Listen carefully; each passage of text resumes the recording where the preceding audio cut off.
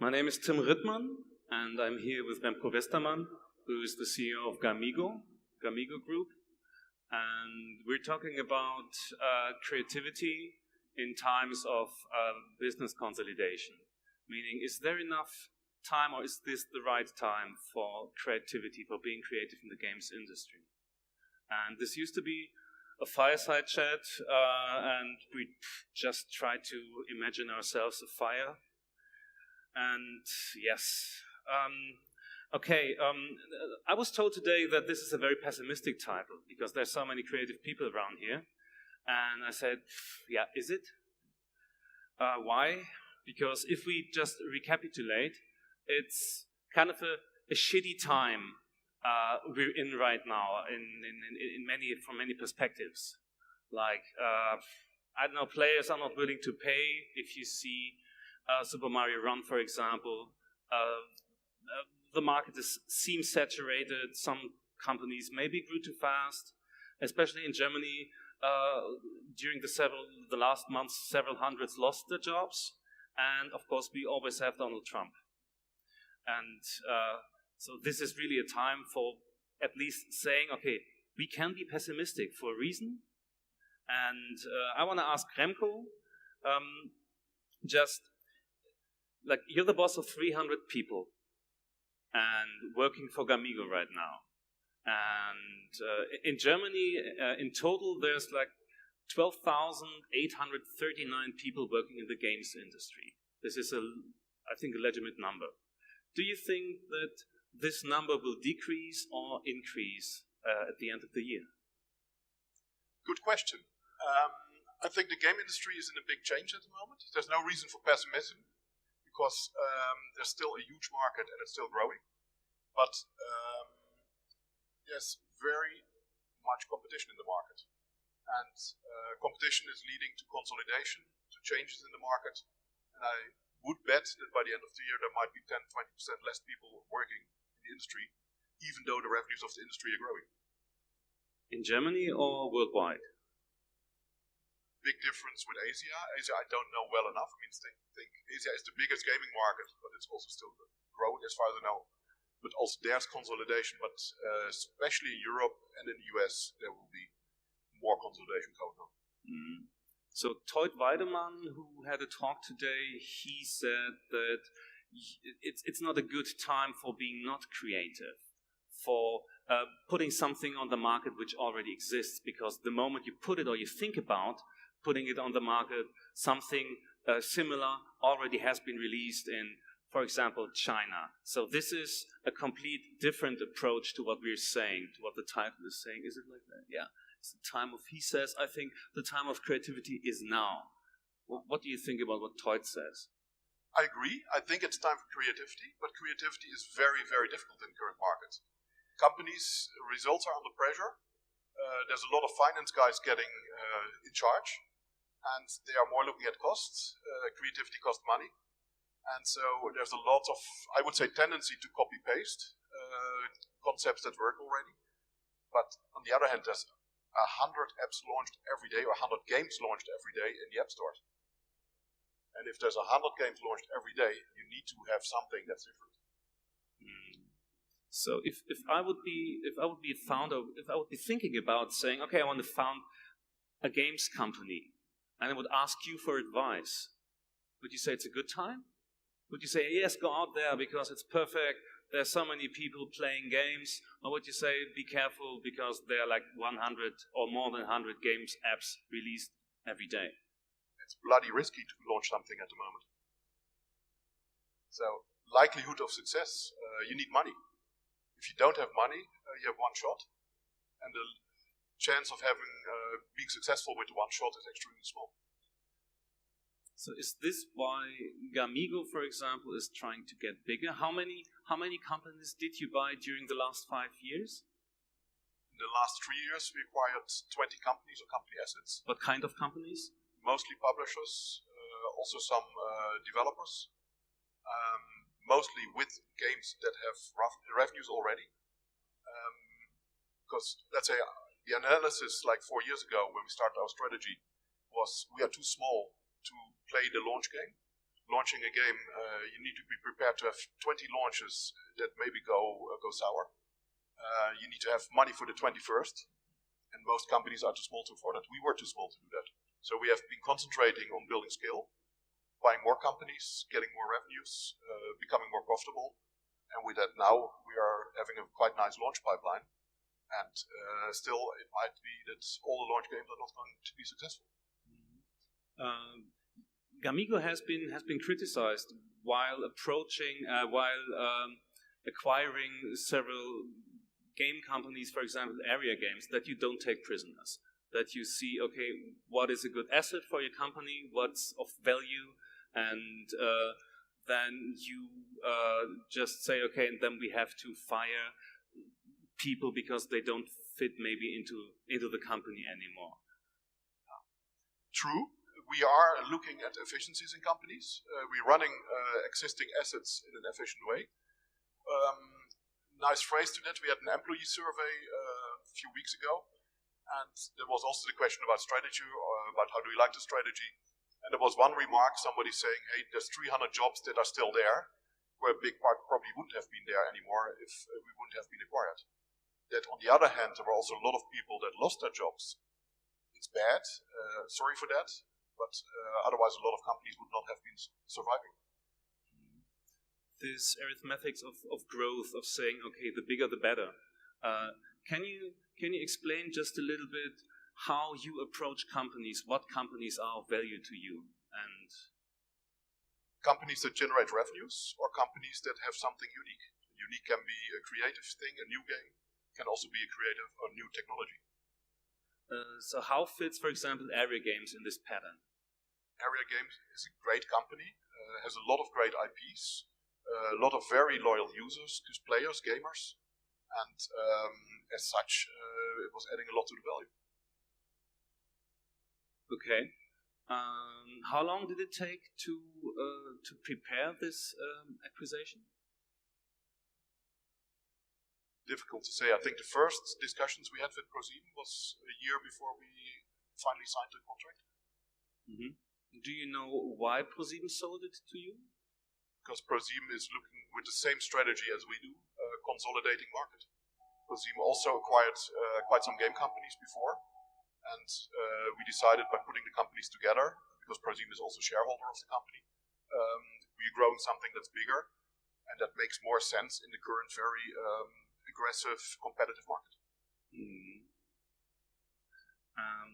Did you have like a offer to buy game studios from Germany, different game studios from Germany? Yeah, we're getting a lot of companies that call us, or that were intermediaries ask us if we are interested. It needs to fit. Germany has a lot of great publishing companies, developing companies, and at the moment we're talking to several, and we have acquired some. Can you give some insight about what kind of companies you're talking with right now? It's quite confidential, so sorry. I mean, like what kind of, not names. No, I know the thing. No, we're still looking at companies that have at least one game that's doing good revenues, mobile or online. We look at both. Or companies that have a very promising game, but one where we can see KPIs already. Mm. So everybody's looking for unicorns, like games that are different to other games. Games that might be something like the next Flappy Bird, or the next Minecraft. And you say, okay, it's 1 out of 20 that might make it. So what makes a good game then? When is a game successful? Is it just chance? Is it just something that you cannot predict? Or is it like, how do you do your maths there? I think that's the question that the whole industry has. There is no such, at least not to my knowledge, and I think the person who knows which game is going to be successful is going to be filthy rich. At the moment, you can do a lot of good. You need to do your homework. You need to have a very good game concept. You need to have good graphics. You need to be able to monetize well in the game. You need to do your user acquisition well. And even though a lot of those games are failing, or most of those games are failing, so there is I would say there is no proven recipe to make a successful game. And if you go to a new concept, the risk is even bigger, because the concept might not work. Okay, is this? Would you say that the games market or the market for mobile games or even and online games like online MMO, RPGs, and the free-to-play games in general is at the peak of creativity right now? So, regarding the circumstances that it's really kind of hard and dangerous to risk something? I think online market is more at the bottom of its creativity. A lot of studios have walked away from the online market. Everybody was going to mobile. Mobile has been creative because there was a lot of venture capital, a lot of companies investing it. A lot of people have been shocked by the bad results. So the creativity also on the mobile side, I think, is going down. A lot of big companies are financially in trouble, not investing creativity anymore. So I think the people who dare to be creative have a bigger chance of being successful than only 2 or 3 years ago. How does it show in the market? By what kind of the choice of games? It's narrowing down, or how do you see that creativity is going down? There's a number of basic game concepts, tower defense, whatever you call them, where the basic game concept is not changing, where you more talk about graphics or a bit of gameplay, but the concepts are proven. The question is, what's the big next thing? In Europe, America, there's still not that many role-play games in the app stores. We talk about mobile. So there is genres where there's still room. But a real new game concept, was Flappy Bird a new game concept? I don't know. Cookie Clicker. We got many of nice things. So it's a bit of being viral, having some new twitch, real new concepts. Maybe with VR, virtual reality. That might bring a new dynamic in the whole story. So you believe in mobile virtual reality, for example, or in mobile applications, AR applications for virtual reality for the mass market? You certainly need new headsets, or you need certain new hardware for it. And just putting your mobile phone in front of you is not solving the whole issue. You still need the games for it. It's a technology market. And it's still, there's not enough hardware in the market yet to make it very interesting for a large publisher. And still everybody's going in because everybody's afraid of missing the market. So would you rather say, okay, you've got this game concept, rather go maybe online, browser-based game, same concept, than mobile game, because there's less competition? I think at the moment, programming an online game is less risky than programming a mobile game. On the other hand, online games mostly require more resources, are mostly more expensive than mobile games. And before somebody says, of course, there's also different examples. I mean, you can also put 30 million in a mobile game. In the beginning, I mentioned the player, that some say that it's really hard to earn money with video games for like free-to-play video games, for example, or that the free-to-play market is that big because people don't want to pay for the games, or just a tiny minority. Do you think that this will change with higher quality, for example? Or do you blame players? There are several business models in the market. I mean, still people are paying for a single game. People are paying for in-game items, and there's a large majority that doesn't want to pay, where we should make money with advertising. And we're talking about a 100 billion market at the moment, where less than 20 billion of it is advertising. If you see that Facebook alone is doing 50% more revenues than the market is doing, than the whole game market is doing in advertising, I think there's also a lot of space. Do you think that this is something like a vicious cycle, for example? Saying, okay, people don't expect some games to have a certain quality, but they play it, but then they don't tend to spend money, and then developers say, okay, because the money isn't spent, we cannot say, okay, we cannot risk something, and then it goes on and on and on. We're still talking about an entertainment market. I mean, if the game isn't fun, people will not play it and will also not be willing to spend money. Statistically, not everybody wants to spend money, and if you're a game maker, you cannot. Let's say there's other ways to make money with advertising, with interstitials, with all kind of stuff, and you don't have to rely only on the paying customers in your game. Do you even have to rely on really many new IPs, Or how about IPs that work really well? I think because you've got some IPs in your portfolio that are some years old now, and they're still going well, I think. So how about just grooming the player that already are there? Is it more important than developing new IPs? I think there's room for both. If you look at one of the biggest IPs in gaming, it's World of Warcraft. That's around for over 10 years. It's still making loads of money. Of course, you need to renew an IP. You need to invest in it. But you can do a lot of stuff with IPs. Look in the film industry as a parallel. Very famous IPs that are doing sequel after sequel or getting a new thing in there. So in gaming, it's also the case. And I think that's also part of the handicap of launching a new game. That big part of the market is hooked into existing older, proven games. Would you say that gamers are then maybe kind of a conservative breed from time to time? Sticking to what they know and sticking to what they have maybe put money in it and effort? It's a combination. I think a gamer, there's no such thing as the gamer, but looking at gamers, if a new game is being launched, a lot of people in the company take a few days off or take a day off to play the game. So there's always the need for new games for looking into it. What we also see that, we see it also in our games that are running, that some people go out, play another game, but they come back. A lot of games are like social communities.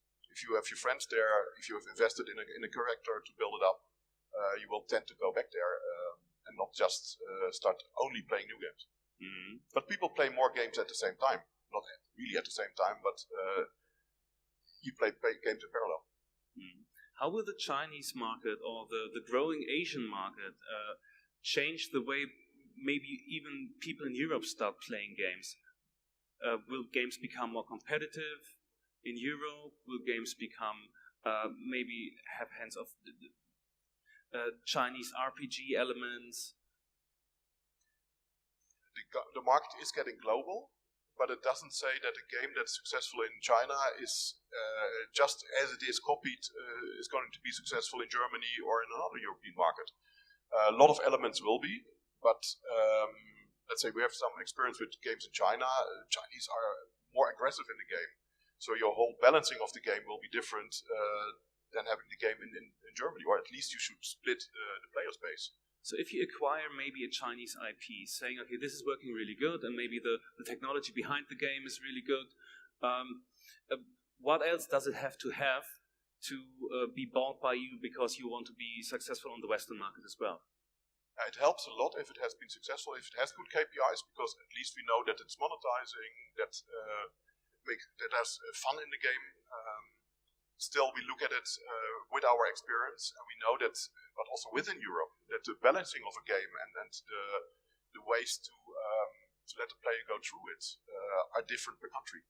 So there is a different balance of certain functions in the game that make a game more successful if you implement them, and less successful if you just copy the game from another market.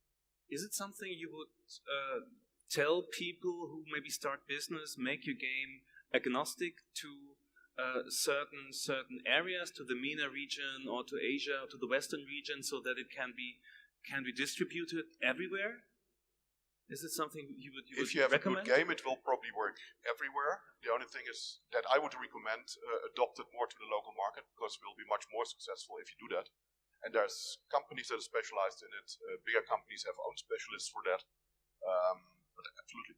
But what kind of details do you change when you buy an IP? Or maybe that you have IPs like area games? I think they did it with specializing on buying Chinese IPs or Asian IPs, bringing them to the Western market.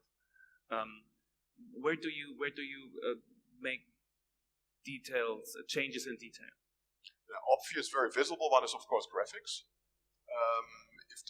If it's too Chinese or if it's too Asian by the graphics, it will be quite niche from white players. Some people here like also Asia, like China, and will play a Chinese game or a game that looks Chinese. We have a game which is called Loom, for example. It's playing in a Chinese environment, and it will stay as a niche game because it's not attractive to the majority of the people. So you need to change the graphics then. But it's not only the graphics, it's also on the monetization side, on how people play together, group play, how you go into a dungeon. So there's different things that you need to look at. Is this something you can do also as a smaller company? It sounds to me like there's this big Chinese pond full of good games, and you just have to go there and talk to some developers and grab your IP and change it a bit and then bring it to the Western market. But what's in between, lying in between? How do you make, for example, business with China? If you do business with China, you need to either pay an upfront for the game, so you need to have money as well to get it for Europe. Or you need to commit to certain marketing commitments, things like that. Just getting an IP from China doesn't work. You can, of course, look at what's successful there and make a similar game or something without fully copying it. But that's the point where we started. Scale matters in this market. If you're bigger, you can buy certain IPs, you can do things with that, which you can't do as a small player. As a small player, you need to be more creative.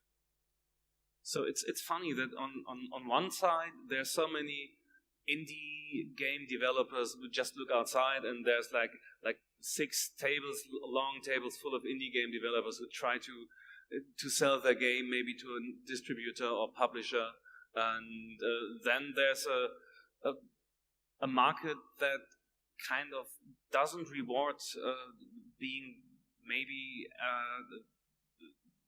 having a small size, and that says, you have to be big, otherwise you die. Yeah, there's also here a conflict. On the one side, I think that larger companies cannot be as creative as a smaller one. You see it often, that the studio is acquired by a big company, and that the creative people leave and start their own company again.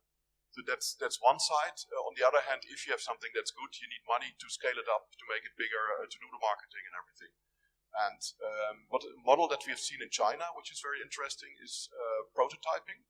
That studios develop a game, or let's say make a game concept, make an art of a playable prototype, and then pitch it to the big publishers to really roll the game out into bigger markets, put the marketing behind it, and to optimize payments and all the other things in the game.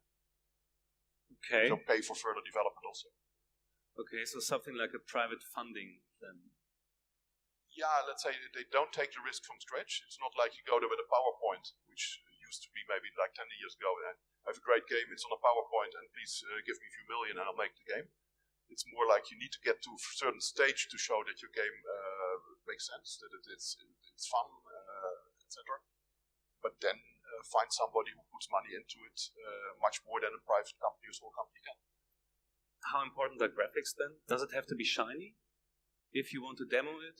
If somebody's demoing you a game, and is it that people who work in the games industry now, who maybe have this business background, you said, and maybe don't have a gaming background, that they see the value of a game when it's not polished?